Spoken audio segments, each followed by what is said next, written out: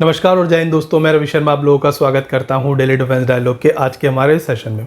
दोस्तों आज के सेशन में हम बात करने जा रहे हैं चीन और पाकिस्तान द्वारा जॉइंटली डेवलप किए गए एयरक्राफ्ट जिसको JF-17 थंडर भी बोला जाता है उसके बारे में। इस एयरक्राफ्ट को चीन और पाकिस्तान ने मिलकर के भारत के LCA तेजस को काउंटर करने के लिए लगभग उसी समय बनाया था जब भारत LCA तेजस को डेवलप कर रहा था। इसकी पहली फ्लाइट 2003 में कंडक्ट की जाती है और 2007 में पाकिस्तान ने इसको अपनी एयरफोर्स के बेड़े में शामिल कर लिया, यानी कि LCA तेजस से पहले पाकिस्तान के बेड़े में शामिल हो चुका था। इसके 3 वेरिएंट अब तक बनाए जा चुके हैं, जिसमें इसका ब्लॉक 1, ब्लॉक 2 और उसका जो लेटेस्ट वेरिएंट है वो ब्लॉक 3 पाकिस्तान ने बना लिया है। इस एयरक्राफ्ट को चाइना की तरफ से 42% इसका जो पार्ट्स हैं वो चाइना की तरफ से बनते हैं और 58% ये पाकिस्तान में बनाया जाता है। इसकी जो कैपेबिलिटीज़ हैं, इसकी जो मैक्सिमम टेक ऑफ वेट है वो लगभग हमारे LCA तेजस के बराबर ही है। हालांकि जो इसका प्राइस है वो LCA तेजस के कंपैरिजन में 60% है, यानी कि LCA तेजस से काफ़ी सस्ता है और यही एक बड़ी वजह है जिसकी वजह से ये एयरक्राफ्ट पूरी दुनिया में एक्सपोर्ट किया जा रहा है। और तेजस के कंपैरिजन में इसके जो एक्सपोर्ट कस्टमर्स हैं वो काफ़ी ज़्यादा है। तो वो कंट्रीज़ जिनके पॉलिटिकल कनेक्शन इतने अच्छे नहीं है वेस्टर्न वर्ल्ड के साथ, या फिर वो कंट्रीज़ जो कि इतनी इकोनॉमिकल साउंड नहीं है कि वो वेस्टर्न एयरक्राफ्ट को खरीद सके, जो कि अमूमन काफ़ी ज़्यादा महंगे होते हैं, वो कंट्रीज़ इस एयरक्राफ्ट को बाय कर रही हैं, जैसे कि नाइजीरिया हो गया, म्यांमार हो गया और रिसेंटली अजरबैजान ने भी इसके ऑर्डर पाकिस्तान को दिए हैं, जहां पर अजरबैजान, तुर्की और पाकिस्तान का जो अभी इस समय में एक घनिष्ठ संबंध बना हुआ है, तो उसको देखते हुए यहां पर अजरबैजान ने भी ये ऑर्डर पाकिस्तान को दिया है। तो कभी कभी कंट्रीज अपने पॉलिटिकल जो फ्रेंड्स होते हैं या फिर उनकी जो पॉलिटिकल टाइज हैं उनको ध्यान में रखते हुए भी इस तरह के एयरक्राफ्ट के ऑर्डर्स देती हैं। इस एयरक्राफ्ट को लेकर के रिसेंटली एक न्यूज़ आती हुई नजर आई है। हालांकि ये न्यूज़ तो थोड़ी सी पुरानी है, बट इसको पाकिस्तान ने अभी तक ऑफिशियल कंफर्म नहीं किया है, बट कुछ ना कुछ यहाँ खबरें आ रही हैं कि जैसे भारत अपना LCA तेजस मार्क 2 बना रहा है और LCA तेजस मार्क 1 का जो एडवांस वेरिएंट है, इसी तरह यहाँ पर JF-17 का भी एक एडवांस वेरिएंट बनाया जा रहा है, यानी कि ब्लॉक 3 से एक और एडवांस वेरिएंट यहाँ पर डेवलप किया जा रहा है जिसको JF-17 PFX बोला जा रहा है। यहाँ पर PFX का मतलब है पाकिस्तान फाइटर एक्सपेरिमेंटल। हालांकि इसकी जो डिटेल्स हैं, इसकी जो कंफर्मेशन है वो पाकिस्तान की अथॉरिटी की तरफ से नहीं की गई है, बट चाइना की तरफ से कुछ ऐसी न्यूज़ आ रही हैं कि ब्लॉक 3 बनने के बाद जो असेंबली, जो यहाँ पर प्रोडक्शन लाइन पाकिस्तान में इस एयरक्राफ्ट यानी कि JF-17 की थी, उन्हीं को एग्जिस्टिंग लाइंस को यूज़ करते हुए या फिर उनका मैक्सिमम एडवांटेज लेते हुए यहाँ पर इस एयरक्राफ्ट को डेवलप किया जाएगा, सो दैट आने वाले दिनों में ये LCA तेजस मार्क 2 को काउंटर कर सके। आज के सेशन में हम इसी सिस्टम के ऊपर बात करेंगे, देखेंगे कि पाकिस्तान यहाँ पर JF-17 के अंदर क्या ऐसा चीज़ ऐड ऑन करने जा रहा है जो कि आने वाले दिनों में वो LCA तेजस मार्क 2 को काउंटर कर सकता है। दोस्तों इस एयरक्राफ्ट के न्यू वेरिएंट के प्रोग्राम के बारे में डिस्कस करने से पहले ये जान लेते हैं कि पाकिस्तान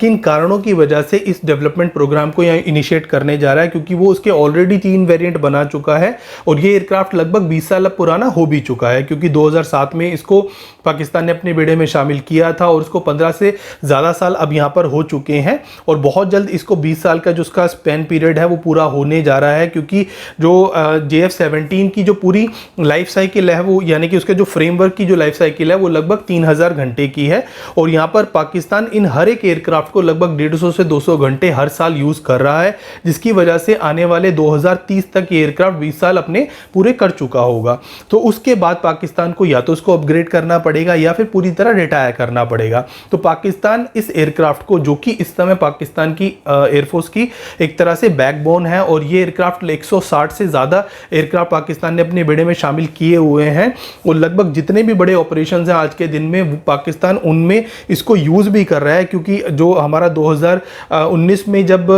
हमने बालाकोट के बाद जो पाकिस्तान ने रिटेलिएट किया था, जिसको ऑपरेशन स्विफ्ट रिजॉर्ट के नाम से जाना जाता है, वहां पर भी JF-17 को पाकिस्तान ने उतारा था। और एक थ्योरी ये भी कहती है कि जो अभिनंदन वर्धमान थे हमारे विंग कमांडर, उन्होंने F-16 को नहीं बल्कि JF-17 को मारा था। तो JF-17 का इन्वॉल्वमेंट इस समय पाकिस्तान के हर एक बड़े ऑपरेशन में है, चाहे वो ऑपरेशन बलूचिस्तान में मर्ग बार समारचर जैसा ऑपरेशन हो, तो पाकिस्तान हर एक बड़े ऑपरेशन में इसको यूज कर रहा है। और आने वाले दिनों में इस एयरक्राफ्ट के अंदर जो नेसेसरी चेंजेस हैं वो भी पाकिस्तान को करने ही पड़ेंगे। तो पाकिस्तान के पास यहाँ पर अभी 2 ऑप्शन बचते हैं, या तो वो इस एयरक्राफ्ट को पूरी तरह रिटायर करे और उसकी जगह एक नया एयरक्राफ्ट अपनी फोर्स में इंडक्ट करा ले, जैसा कि पाकिस्तान में बात भी हो रही है कि वहां पर FC-31 यानी कि J-31 को लेकर के बातचीत हो रही है, जो कि 5th जनरेशन का एयरक्राफ्ट एयरक्राफ्ट है, पर मुझे नहीं लगता कि पाकिस्तान इतने ज़्यादा नंबर्स में, जितने की JF-17 उसकी फोर्स में अभी इंडक्ट किए जा चुके हैं, इतने नंबर में यहाँ पर FC-31 जैसे एक्सपेंसिव एयरक्राफ्ट को अपनी फोर्स में इंडक्ट करा सकता है। हालांकि यहाँ पर एक और अल्टरनेटिव ऑप्शन भी पाकिस्तान के पास है, जो कि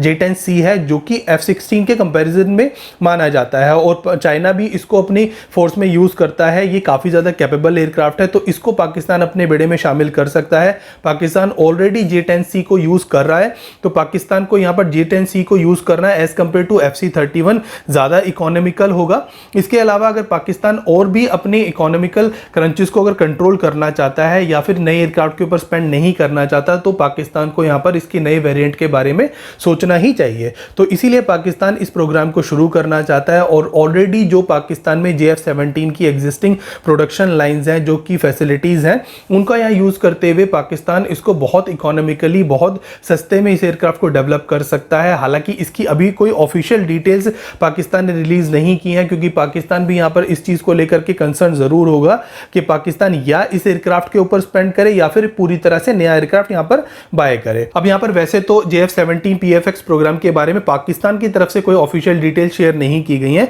बट कई सारे एक्सपर्ट्स का कहना है कि इसकी जो कैपेबिलिटीज और स्पेसिफिकेशन है वो लगभग LCA तेजस मार्क 2 के जैसी ही होने वाली है। हालांकि मुझे नहीं लगता कि यहाँ पर इतने सारे चेंजेस इस एयरक्राफ्ट के अंदर पाकिस्तान करना चाहेगा, क्योंकि LCA तेजस मार्क 2 एक कंप्लीटली डिफरेंट एयरक्राफ्ट है as compare to LCA Tejas mark 1A के। हालांकि LCA तेजस मार्क 1A को बेसलाइन एयरक्राफ्ट मान करके ही ज़्यादातर टेक्नोलॉजी यहाँ पर LCA तेजस मार्क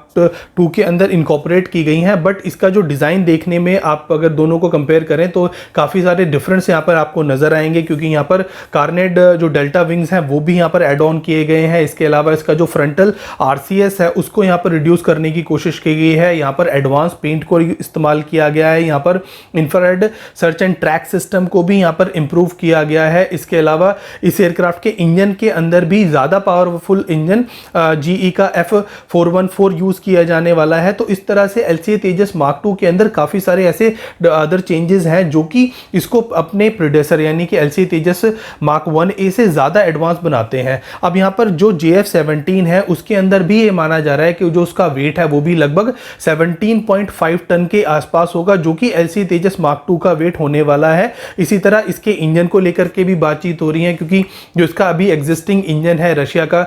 किलिमोव RD-33MA, उसको माना जा रहा है कि यहाँ पर इस इंजन की जगह यहाँ पर हो सकता है आने वाले दिनों में चाइना का WS-13 इंजन, जो कि इसी इंजन की कॉपी है, वो यहाँ पर यूज़ किया जाएगा। इसके अलावा इसके फ्रंटल RCS के अंदर भी चेंजेस देखने को मिलेंगे। अब कितने चेंज होंगे ये तो खैर आने वाले दिन में ही पता चलेगा, बट इसके अलावा इसकी जो लॉन्ग रेंज की मिसाइल की कैपेबिलिटी है, यानी कि जैसे कि PL-15 नाम की जैसे मिसाइल अभी चाइना ने अपने J-10C के अंदर जो है इनकॉर्पोरेट की है, जो कि एक चाइनीज़ लॉन्ग रेंज मिसाइल है। तो इसी तरह की लॉन्ग रेंज मिसाइल्स को पाकिस्तान चाहेगा कि इस एयरक्राफ्ट के अंदर भी आने वाले दिनों में इनकॉर्पोरेट किया जाए। इसके अलावा इस एयरक्राफ्ट के अंदर काफ़ी सारे ऐसे अदर सिस्टम को भी इनकॉर्पोरेट करने के बारे में पाकिस्तान ज़रूर विचार करेगा, जो कि 5th जनरेशन टेक्नोलॉजी के हैं, जैसे कि लॉन्ग विंगमैन टेक्नोलॉजी है, उसको यहाँ पर इस्तेमाल करने के बारे में सोचा जाएगा, या फिर बियॉन्ड विजुअल रेंज होराइजन की जो कैपेबिलिटीज़ हैं उनके अंदर एनहांसमेंट करने के बारे में सोचा जाएगा। इसके अंदर एडवांस हेलमेट माउंटेड डिस्प्ले और हॉब मिसाइल को भी इंटीग्रेट करने के बारे में सोचा जाएगा, जो कि अभी पाकिस्तान के एग्जिस्टिंग एयरक्राफ्ट के अंदर सिर्फ F-16 के अंदर है और J-10C के अंदर है। तो इस तरह के काफ़ी सारे अदर चेंजेस भी इस एयरक्राफ्ट के अंदर आने वाले दिनों में हो सकता है पाकिस्तान इनकॉर्पोरेट करने वाला है। अब अगर पाकिस्तान इस न्यू वेरिएंट यानी कि JF-17 PFX को अगर सक्सेसफुली डेवलप कर लेता है, तो ये चीज़ न सिर्फ पाकिस्तान की इकोनॉमी के लिए बल्कि पाकिस्तान की जो एयरफोर्स है उसकी मॉडर्नाइजेशन ड्राइव के लिए भी काफ़ी ज़्यादा यूजफुल साबित होगी, क्योंकि पाकिस्तान यहाँ पर लगातार अपने सिस्टम्स को इंप्रूव करने की, मॉडर्न करने की लगातार कोशिश कर रहा है। और इसी कड़ी में अगर ये एयरक्राफ्ट बनकर के तैयार हो जाता है तो कहीं ना कहीं 4.5 जनरेशन की एयरक्राफ्ट की जो कमी है पाकिस्तान की एयरफोर्स में, वो ये एयरक्राफ्ट पूरी कर सकता है। हालांकि मुझे नहीं लगता कि ये एयरक्राफ्ट कहीं पर भी LCA तेजस मार्क 2 को कहीं कंपेयर कर पाएगा या फिर उसको कहीं टक्कर दे पाएगा, क्योंकि ये एयरक्राफ्ट पाकिस्तान अभी भी 58% ही बना रहा है, यानी कि 42% अभी भी चाइना इस एयरक्राफ्ट को डेवलप कर रहा है। और चाइना इस एयरक्राफ्ट के ऊपर आने वाले दिनों में ज़्यादा मनी स्पेंड करता है या नहीं करता, ये भी एक बड़ा सवाल होने वाला है, क्योंकि भारत जिस तरह से अपने प्रोग्राम्स को इनिशिएट किए हुए था, तो भारत पहले से ही बहुत ज़्यादा क्लियर था कि वो LCA बनाएगा, उसका फिर advance variant LCA Tejas mark 2 बनाएगा। और इन एयरक्राफ्ट से दोनों से जो चीज़ें सीखी होंगी उनसे नेक्स्ट एयरक्राफ्ट यानी कि एमका बनाया जाएगा। तो भारत की अप्रोच एक सिस्टमेटिक अप्रोच है। वहीं पर पाकिस्तान ने इस एयरक्राफ्ट को बहुत सारी चीज़ों को कंबाइन करके बनाया है, क्योंकि इसके अंदर वेस्टर्न एवियोनिक्स है, चाइनीज़ एयर फ्रेम है और उसके अंदर रशियन इंजन है। तो इन तीन चीज़ों को मिलाकर के पाकिस्तान ने इस एयरक्राफ्ट को डेवलप किया है। तो पाकिस्तान इस एयरक्राफ्ट के अंदर आने वाले दिनों में किस तरह के चेंजेस कर पाएगा या फिर वो करना चाहेगा, ये एक बड़ा सवाल है जो कि हमें आने वाले दिनों में ही पता चल पाएगा। अब इस सेशन को आज हम यहीं एंड कर रहे हैं। कल आपके सामने फिर हाजिर होंगे इसी तरह का एक और इंटरेस्टिंग टॉपिक लेकर के। आप देखते रहिए डेली डिफेंस डायलॉग। अगर हमारी वीडियोस आपको अच्छी लगती हैं तो उनको लाइक कीजिए, हमारे चैनल को सब्सक्राइब कीजिए और हाँ, बेल आइकन दबाना बिल्कुल भी ना भूलिएगा। तब तक के लिए जय हिंद।